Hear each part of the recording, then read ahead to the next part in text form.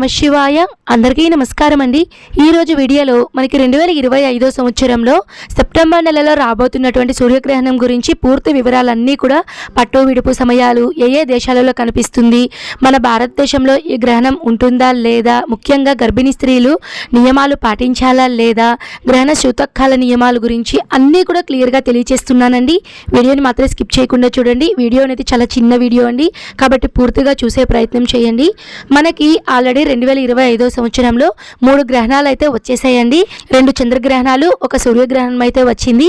ఇప్పుడు రానున్నటువంటి గ్రహణం 4వ గ్రహణం అండి.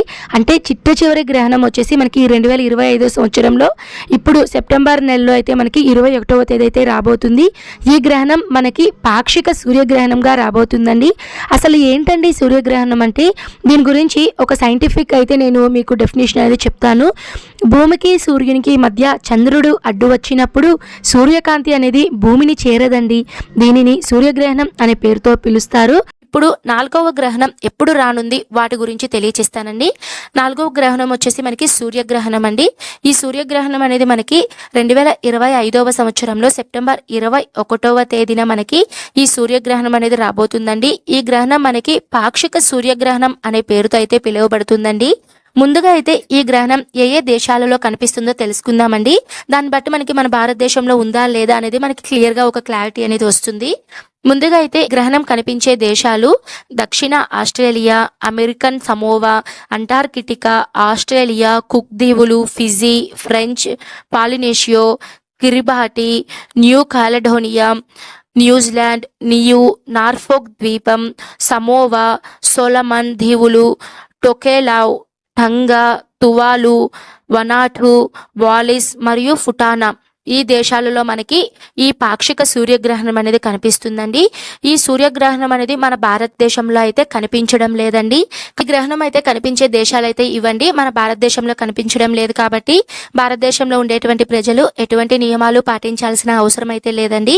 ఒకవేళ మీకు భారతదేశంలో ఉండేటువంటి ప్రజలకి టైమింగ్స్ అనేవి పర్టికులర్గా కావాలి అంటే, మన దేశంలో లేనప్పటికీ మీకు టైమింగ్ కావాలి అంటే నేను టైమింగ్ అనేది ప్రొవైడ్ చేస్తానండి. సూర్యగ్రహణం అనేది మామూలుగా అయితే మన ఇండియా టైమింగ్స్ ప్రకారం అయితే ఉదయం అయితే రావాలండి. కానీ ఇది మనకి వేరే దేశాలలో మనకి పగలు కనిపిస్తుంది కాబట్టి మన దేశంలో ఈ గ్రహణం అనేది రాత్రి టైమింగ్స్ లో అయితే ఉంటుందని అర్థం అండి. కానీ మీకు పర్టికులర్ గా టైం కావాలి అంటే మనకి 21వ తేదీన వచ్చేసి రాత్రి 10:59 గ్రహణం అనేది ప్రారంభమవుతుందండి. ఆదివారం రోజున ఈ గ్రహణం గరిష్ట పరిమాణం అంటే మనకి గ్రహణం పూర్తిగా ఉండేది వచ్చేసి 22వ తేదీన అంటే మనకి సోమవారం రోజున రాత్రి 1:11 మనకి గరిష్టం ప్రమాణంలో ఉంటుంది. విడుపు సమయం వచ్చేసి 22వ తేదీన తెల్లవారుజామున 3:23 అయితే మనకి ఈ గ్రహణం విడుపు సమయం అండి. యాక్చువల్గా ఈ గ్రహణం అనేది మన ఇండియాలో లేదు కాబట్టి ఈ టైమింగ్స్ అనేటివి మీకైతే అంత అవసరం లేదండి. ఒకవేళ ఎవరైనా సరే కొద్దిగా సెంటిమెంట్ ఉంటుంది కదండి, మీకు గర్భిణీ స్త్రీలు అలాంటి వాళ్ళు జాగ్రత్తలు తీసుకోవాలి అంటే ఈ టైంలో కొద్దిగా జాగ్రత్తలు తీసుకుంటే సరిపోతుందండి. ఇదండి ఓవరాల్గా వచ్చేసి ఈ గ్రహణం మన భారతదేశంలో లేదండి. కాబట్టి భారతదేశంలో ఉండేటువంటి ప్రజలు ఎటువంటి నియమాలు పాటించాల్సిన అవసరం అయితే లేదు. ఈ గ్రహణం ఏ దేశాలలో ఉంటుందో అక్కడ ప్రజలు ఖచ్చితంగా నియమాలు పాటించాలండి. అక్కడ కనుక మన ఇండియన్స్ కనుక ఎవరైనా ఉంటే ఖచ్చితంగా నియమాలు పాటించాలి. ముఖ్యంగా ప్రెగ్నెంట్ లేడీస్ కనుక ఎవరైనా ఈ గ్రహణం ఉండేటువంటి ప్లేసెస్లో కనుక ఉంటే ఖచ్చితంగా నియమాలు పాటించాలండి. ఆ ఏ నియమాలు పాటించాలి అవన్నీ కూడా నేను మీకు తర్వాత వీడియోలో అప్లోడ్ చేస్తాను. తప్పకుండా మన ఛానల్ని ఫాలో అవుతూ ఉండండి. ఓకే అండి, ఈ వీడియో మీకు ఉపయోగపడితే తప్పకుండా లైక్ చేసి సబ్స్క్రైబ్ చేసుకొని మీ ఫ్యామిలీ మెంబర్స్కి షేర్ చేయండి. నేను మరొక మంచి వీడియోతో మీ ముందైతే ఉంటాను. సర్వే జనః సుఖినో భవంతు. స్వస్తి.